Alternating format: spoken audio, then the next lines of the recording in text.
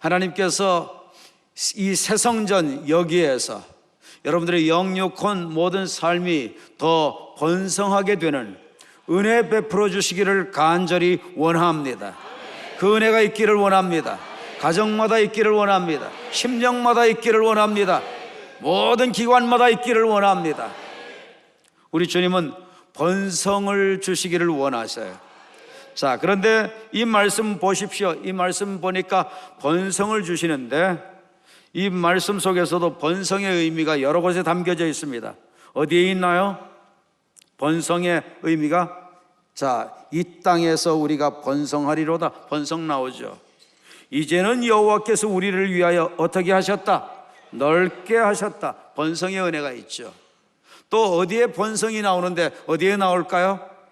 르호봇. 르호봇이라고 하는 말이 곧 번성을 의미하는데, 이 르호봇은 넓은 지역이라고 하는 히브리어입니다. 넓은 지역. 하나님께서는 우리를 넓은 지역으로 이끌어 주시기를 원한다는 거죠. 크게 은혜 주시기를 원한다는 거죠. 크게 역사하기를 원하신다는 거죠. 넓게 주시기를 원한다는 거죠. 번성을 뻗쳐주기를 원하신다는 거죠. 하나님께서는 이삭에게 이런 은혜를 주셨습니다. 그런데 이삭이 이 은혜를 받은 이유가 뭘까요? 여러분, 이삭은 한마디로 얘기하면요, 이삭은 완전히 복음에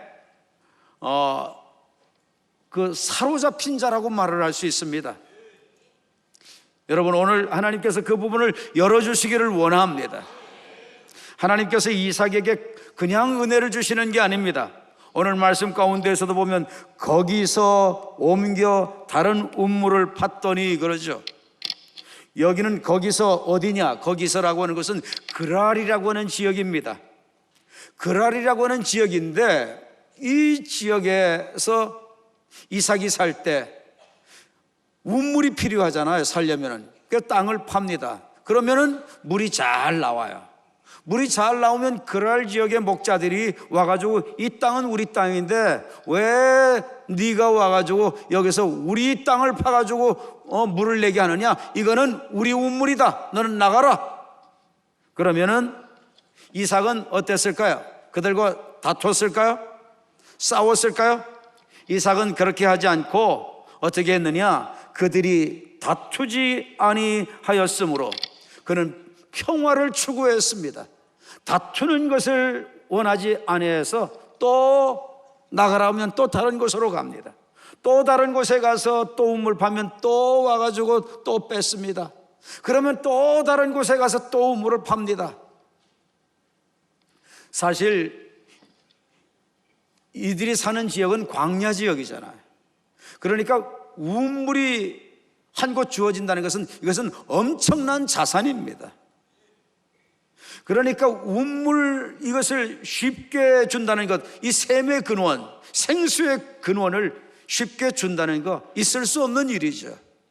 그런데 이삭은 또 주고 떠나고 또 주고 떠나고 무려 몇 번씩이나 주고 떠나는 줄 아세요? 3번씩이나 그렇게 합니다. 그러나 그때마다 싸우지 아니했습니다. 그들이 뺏으면 또 다른 곳으로 가고 또 다른 곳으로 가고. 왜 그렇게 싸우지 않으면서 또 다른 곳으로 계속 가고 했을까요? 이삭은 하나님께서 자기에게는 함께 해주시고 역사해 주시고 도와주시고 인도해 주신다는 확신이 있었습니다. 여러분, 이 확신이 우리들에게도 있어야 됩니다. 이 믿음이 우리에게도 있어야 됩니다. 주님은 믿음을 가지고 역사하신다고 하셨습니다. 믿음대로 될지어다 말씀하셨습니다. 네 믿음대로 되리라 말씀하셨습니다. 여러분, 하나님께서 내게도 이삭에게 도와주시고 역사해 주신 것처럼 그렇게 역사해 주실 줄 믿어지시나요? 여러분들, 왜 믿어지십니까? 이삭은 믿을 만한 이유가 있었습니다. 왠 줄 아세요? 여러분 보십시오. 이삭은 믿을 만한 이유가 있었습니다. 로마서 4장 19절을 볼까요? 이삭의 출생에 대한 부분이 나오죠. 한번 같이 읽겠습니다. 시작. 그가 100세나 되어 자기 몸에 죽은 것 같음과 살에 태 죽은 것 같음을 알고도 믿음이 약하여지지 아니하고. 이삭의 아버지가 몇 세에도 아기 낳을 수 있다, 이삭 낳을 수 있다, 하나님이 이삭 주신다고 했으니까 나는 분명히 이삭 낳는다, 몇 세인데도 믿었다고요? 100세인데도 믿었다고요. 그럼 그의 아내는 18세였습니까? 네? 네, 그 아내는 몇 살쯤 돼서 여러분 이삭을 낳은 줄 아세요? 90세에 낳았습니다. 90세. 그런데 이 사례도 90세가 됐는데도 이삭을 낳을 것이라고 믿었습니다. 자, 여러분, 이들이 낳을 것이라고 믿었는데 이삭, 그런데 이때 상황을 어떻게 얘기하느냐? 그가 100세나 되어 자기 몸의 상태가 어떠했다고 그러죠? 죽은 것 같았다, 그렇게 말합니다. 그러면 그의 와이프 사레는 어떤 상태였나요? 사레의 태에 죽은 것 같음을 알고도, 사레도 이것을 알았고 남편도 이것을 알았습니다. 그런데 믿음이 약해지지 않았습니다. 자, 여러분, 이게 믿을 수 있는 믿음입니까? 믿을 수 있는 믿음이에요? 네? 믿을 수 없는 것을 지금 믿습니다. 자, 여러분, 지금 여기에 우리 교회 성도 가운데 지금 90 할머님, 권사님이 나 내일 아기 낳을 거야, 아니면 나 금년에 아기 낳을 거야, 그러면 우리가 다 뭐라고 그럴까요? 여러분, 아무도 안 믿을 겁니다. 아무도 안 믿을 겁니다. 그런데 여러분, 아브라함은 믿었습니다. 사레는 믿었습니다. 믿을 수 없는 상황인데 믿었습니다. 낳을 수 없는데, 그런 상황인데 낳을 수 있다고 믿었습니다. 여러분, 이거하고 뭐하고 좀 비슷할까요? 예? 여러분, 뭐하고 비슷할까요? 예수님이 태어나시는 거, 여러분 한번 생각해 보십시오. 예수님이 태어나는 것 믿을 수 있는 일인가요? 예수님은 누구의 후손으로 태어납니까? 여자의 후손으로 태어납니다. 우리는 남자의 후손입니까? 여자의 후손입니까? 네, 우리는 여자의 후손이 아닙니다. 그러면 그분들 아주 이상한 사람 됩니다. 우리는 다 누구의 후손이죠? 남자의 후손입니다. 남자의 씨로 태어났습니다. 남자 없이 태어난 사람 한번 손 들어봐 주실까요? 한 분도 없습니다. 여러분들 두 눈으로 확인하셨습니다. 여러분, 한 사람도 없습니다. 남자의 후손으로 태어나지 여자의 후손으로 태어날 수가 없습니다. 다 우리는 남자의 씨로 태어나는 겁니다. 그런데 예수님은 누구의 씨로 태어나죠? 여자의 씨로 태어납니다. 여자로 태어납니다. 여자의 씨가 아니라 여자로 태어납니다. 남자 없이 태어납니다. 그런데 어떻게 태어납니까? 태어날 수 없는데 하나님께서 성령님을 통하여 성령으로 씨가 되어 잉태가 되어 예수님이 태어나십니다. 여러분, 하나님만 하실 수 있기 때문에 여러분, 우리는 아멘 하는 겁니다. 하나님은 전능하신 분이십니다. 창조주이십니다. 인류의 죄를 해결하시기 위해서 오실 분이 죄를 가지고 오면 해결될 수 있나요? 그의 문제부터 해결돼야 되니까 우리의 죄 해결할 수 없습니다. 해결하려면 죄 없는 사람이어야만 합니다. 해결하려면 하나님으로 오셔야 됩니다. 구세주로, 메시아로 오셔야 됩니다. 여러분, 그렇게 해서 태어날 수 있는 것 정말 하나님만 하실 수 있죠. 예수님은 정말 불가능한 가운데 태어나셨어요. 이삭도 역시 아버지 나이 100세요, 어머니 나이 90세요, 전혀 태어날 수 없는 상황에 태어납니다. 두 분이 공통분모가 있죠. 불가능한데 가능하게 되어졌다는 거죠. 불가능한데 다 태어나게 됐다는 거죠. 예수님과, 여러분들 복음 되신 예수님과 연결해서 이삭을 보실 수 있게 되기를 바랍니다. 자, 여러분 이번엔 또 보십시다. 창세기 22장 13, 14절 시작. 아브라함이 눈을 들어 살펴본즉 한 수양이 뒤에 있는데 뿔이 수풀에 걸려 있는지라. 아브라함이 가서 그 수양을 가져다가 아들을 대신하여 번제로 드렸더라. 아브라함이 그 땅 이름을 뭐라고 그러죠? 여호와 이레라 하였으므로 오늘날까지 사람들이 이르기를 여호와의 산에서 준비되리라 하더라. 아멘. 자, 여러분, 이삭은 자라면서 계속 무슨 얘기를 들었을까요? 야, 너 그냥 태어난 줄 아니? 내가 몇 살 때 너 낳았어? 엄마가 그러셨을까요? 내가 너 90대에 낳았어. 아버지는 야, 니네 엄마는 90이지만 나는 몇 살이었는 줄 아니? 나는 100살 때 너를 낳았어. 야, 그냥 낳게 된 거 아니야. 그때 하도 하나님이 너 주신다고 해놓고 네가 안 나오니까 내가 우리 집에서 기르는 종 엘리에셀을 우리 집에 양자로 좀 받아들여도 되느냐? 아버지 하나님한테 물었더니 하나님께서 얘야, 그거는 안 돼. 그거는 믿음의 씨앗이 아니야. 너를 통해서 믿음의 씨앗으로 후손이 나오게 돼야 돼. 그래서 내가 엘리에셀을 내 아들로 삼지를 못했어. 그런데 또 하도 그 이후에도 자식을 안 주시니까, 이삭 주신다 그러고 안 주시니까, 그래서 내가 그만 실수를 해가지고 네 엄마 말을 들어가지고 하가를 만나가지고 이스마엘, 네 배가 다른 형 이스마엘을 낳았어. 그런데 이스마엘도 믿음의 씨가 아니라서 안 된다고 그러셔. 그래가지고 이제나 저제나 언제나 주실라나 했는데 100살 때 돼서 20여 년, 근 30년 기다려가지고 네가 태어나게 됐단다. 너는 그냥 태어나게 된 게 아니야. 하나님께서 태어나게 하셨어. 하나님의 능력으로 태어나게 하셨어. 하나님의 전능하심으로 너를 태어나게 하셨어. 너는 태어날 수 없는데 태어났어.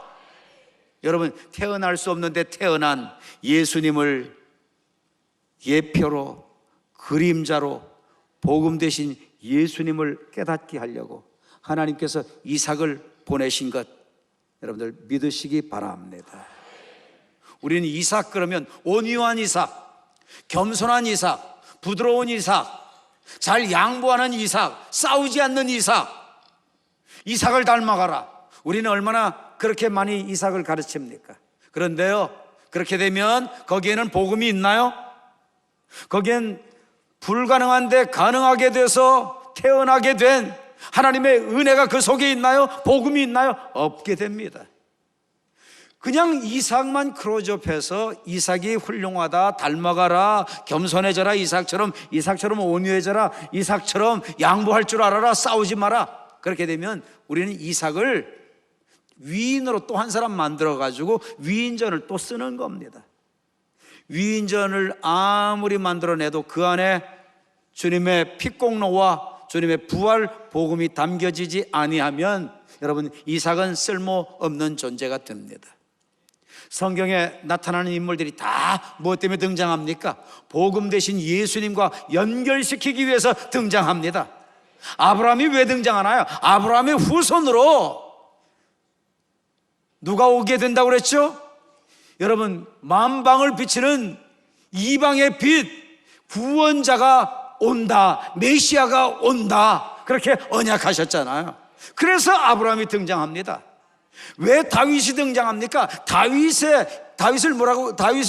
통해서 다윗의 후손이 거기서 메시아가 온다고 그러죠. 그래서 이새의 후손에서 메시아 온다 그러잖아요. 예? 자, 여러분 보십시오. 뿐만이 아닙니다. 여러분, 다윗의 친구 요나단이 왜 등장합니까? 요나단도 바로 요나단이 다윗을 보호해 줘야지 다윗을 통해서 그 후손에서 메시아가 오게 되니까 하나님은 요나단을 통해서 다윗을 보호를 해야 되니까 요나단에게 은혜를 주시고 요나단에게 신의를 지키게 해주시고 요나단에게 다윗의 방패막이가 되도록 만들어주셨단 말이죠. 성경에 등장하는 모든 인물들은 복음 대신 예수님이 오시는 것을 위해서 다 존재하는 겁니다. 복음 대신 예수님을 클로즈업 시키기 위해서 다 등장하는 겁니다. 그렇게 까닭에 성경을 보실 때마다 이제는 예수님과 연관해서 사건도 보시고 예수님과 연관해서 사람도 보시고 예수님과 연관해서 모든 것을 볼 수 있게 되기를 바랍니다. 이삭을 보실 때도 복음을 보셔야 됩니다. 자, 이 본문에도 보십시오. 여기 복음이 수두룩이 기록되어져 있습니다. 자, 여러분, 이삭이 이제 제법 힘쓸 수 있는 청년 때입니다. 하나님께서 아브라함에게 이삭을 제물로 드리라고 그래. 독자 이삭, 외아들 이삭, 아들 하나밖에 아직 없는 상황인데 그 외아들을 제물로 바치라고 그래.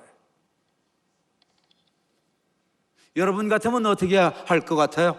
여러분들에게 야, 오늘 너희 집에 큰아들 다 바쳐라. 되게 조용하구만요. 만일에 그런다면 우리는 아마 이렇게 조용할 겁니다. 네. 차라리 내가 죽으면 죽었지 어떻게 내 자식을 바치냐. 있을 수 없다. 아니, 주실 때는 언제고 왜 또 지금 또 내놓으라고 그래? 그러려면 차라리 주시지를 말지. 우리 주님께 대들릴 것 같기도 해요. 내 생명보다 더 귀한 자식을 갖다가 바치라고. 그것도 1, 20년 기다려가지고 낳은 자식이냐고요. 그런데 제물로 바치라는 거예요. 그런데 아브라함이 어떻게 하죠? 두말하지 않고 아내하고 상의도 하지 않고 아들을 데리고 주님께서 어디에 가서 바치라고 그러죠? 모리아 산으로 가서 바치라고 그래요. 모리아 산으로 자식 이삭을 데리고 갑니다.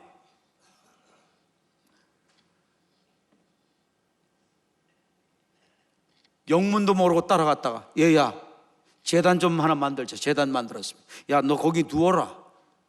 아니 왜요? 불길합니다. 느낌이. 아니, 아버지 제물도 없는데 왜 나를 제단 위에다 올려놓고 누우라고 그러시냐고. 설마 나한테 그러시지는 않으시겠죠? 아마 이삭이 그랬을 것 같아요. 그런데 아니다. 하나님께서 너를 제물로 바치라고 그러신다. 그때 이삭이 힘이 더 셉니까? 하루방 아브라함이 더 힘이 셉니까? 예? 이삭이 더 잘 달립니까? 아브라함이 더 잘 뜁니까? 이삭이 훨 낫죠. 달리는 거나 힘으로 보나 뭐 모든 면에.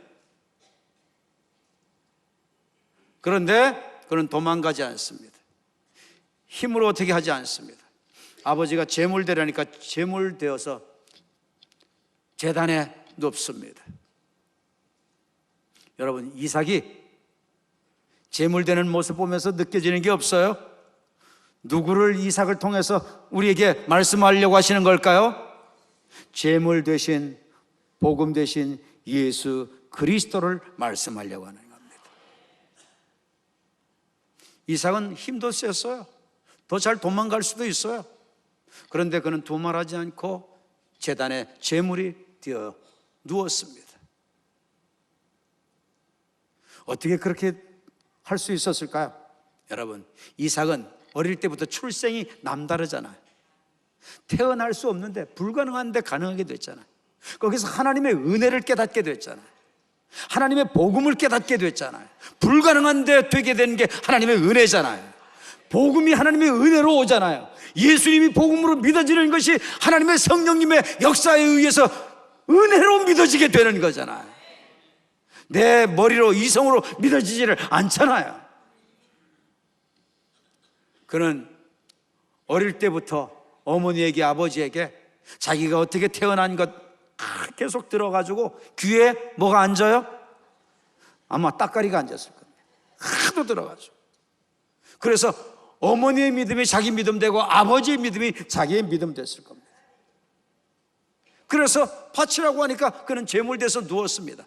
드디어 아브라함이 제물로 잡으려고 했더니 그때 하나님께서 중심을 받으시고 어떻게 하십니까? 중심을 받으시고 한 수양이 뒤에 있는데 뿔이 수풀에 걸려 있다. 그 수양을 가져다가 아들 대신 번제로 드려라. 그래서 이삭은 완전히 어떻게 됐다가 산 거죠? 죽기 직전에 산 게 아니라 죽었다 산 겁니다. 그는 이미 죽으려고 제단에 제물로 누웠기 때문에 그는 이미 죽은 겁니다. 죽었다가 살아난 거예요.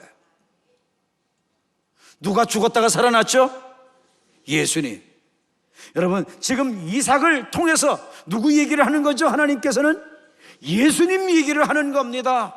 복음 얘기를 하는 겁니다. 십자가에 우리의 모든 죄, 저주 다 담당하시고 대신 다 짊어지시고 죽으셨다가 주님은 하나님이시니까 사흘 만에 부활하셔서 우리에게 메시아 구세주이신 것을 증거로 보여주셨습니다.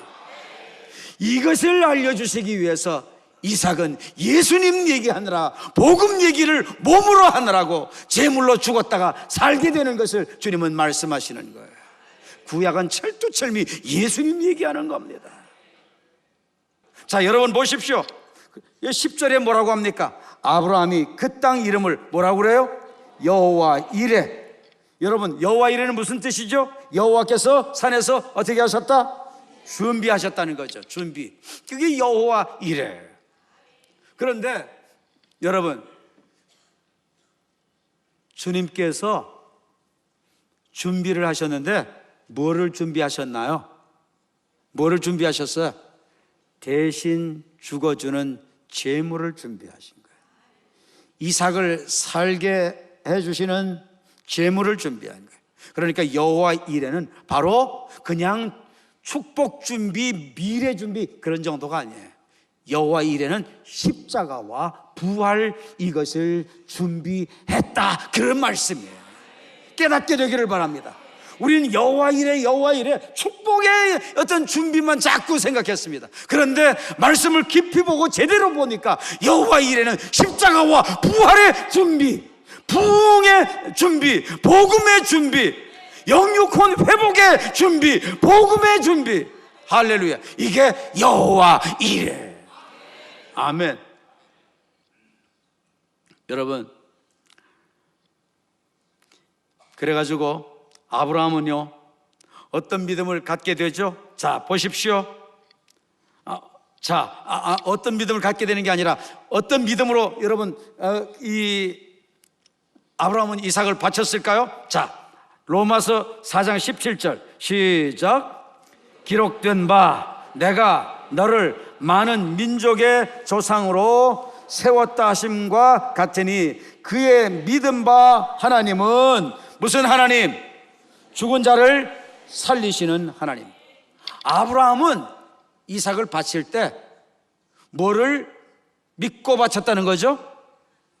제물로 바쳐서 이삭이 만일에 죽게 되면, 아들이 죽게 되면, 외아들이 죽게 되면, 독자가 죽게 되면, 그러면 죽어도 끝내 하나님은 창조주 하나님, 전능자 하나님이시기 때문에 나를 시험하시고 끝내는 내 아들 살려내실 것이다. 다시 살리실 것이다. 부활시키실 것이다.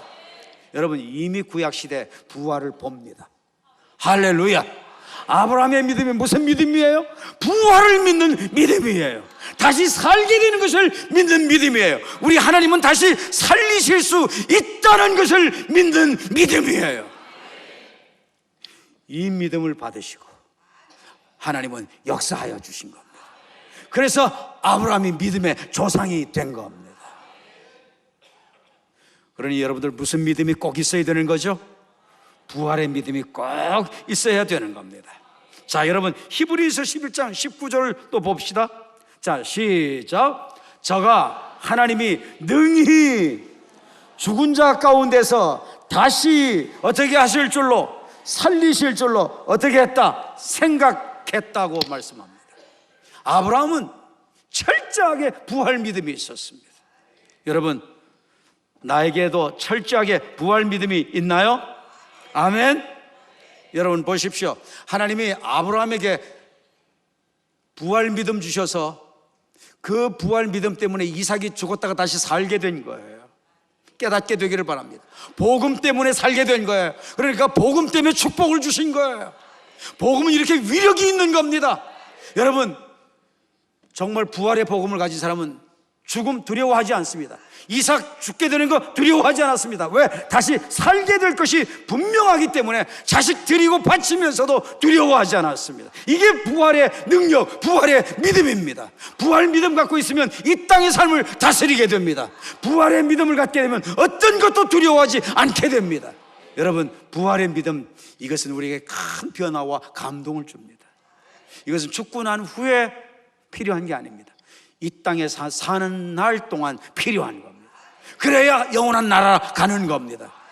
부활 믿음 갖고 이 땅에서 살아야 주님께 다스림 받고 살게 되고, 주님의 목적대로 사명 위에서 살게 되고, 부활의 믿음 갖고 살아야 심령의 주님의 다스림 속에 천국 이루며 살게 되는 겁니다. 심령의 천국이 이 땅에서 이루어진 사람이 하나님 나라에 종국적으로 올라가게 되는 겁니다. 여러분, 심령의 천국 이루고 사십니까? 주님이 통치하시나요? 여러분, 심령 다스리고 계시나요? 여러분, 죽음까지도 다스리시는 주님이심을 믿습니까? 주님께 다 다스림 받아야 됩니다.